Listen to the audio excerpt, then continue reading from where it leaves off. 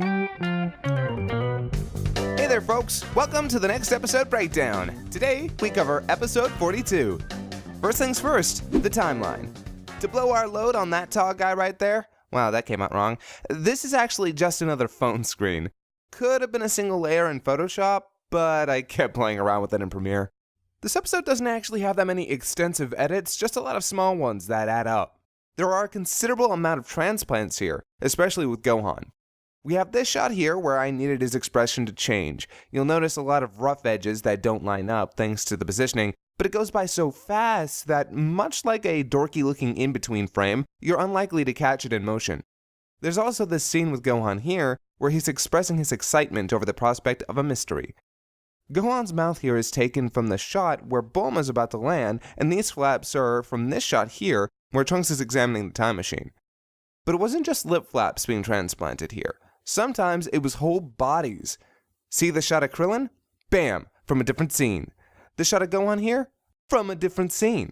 And I had to redraw part of the original background. And redraw Gohan's hair. Also, half of these shots of Piccolo from this scene are from the freaking Buu saga. Speaking of this scene, which off the record is one of my personal favorites that we've ever scripted, see this shot of screaming Kami? Well, in the original, his eyes actually close with his mouth. So I took his open eyes and did some edits in Photoshop. Voila! And this shot of Popo here? I had to replace the background on it, so I cut out Popo, animated him over a green screen, exported that shot, then overlaid it on this background. I then used the Ultra key. Boom! Laughing Popo. On a side note, almost every single shot of Popo smiling in our series is just his racist ass lips flipped upside down. Luckily, Popo is literally so pitch black, it's as simple as that. Which leads me to this shot, Popo's celebration of having the lookout all to himself. Fun part here is I actually created a whole new background for this after I cut out the lookout. To make it bounce, I first set the movements in Premiere, and then added the motion blur and vibrations via the wiggle effect in After Effects. The fireworks are just some stock video.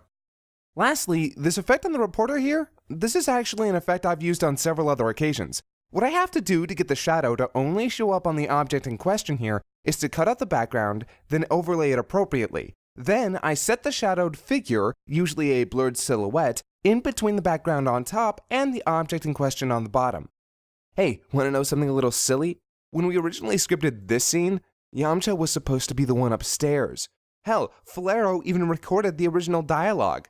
Hey, Goku's sweating purple up here. Is that normal?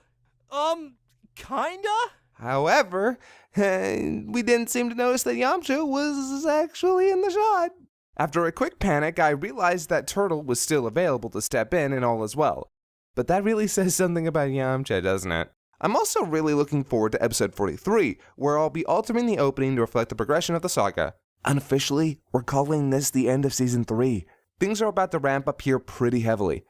Well, that's about it for this episode. The next will be Cooler 2, Return of Cooler's Revenge, The Reckoning. Make sure to check out our video game stuff if that's what turns your crank. Buy a shirt if you want to show your love via turning yourself into the world's sexiest walking billboard, or go outside and do something productive with your time, like carjacking.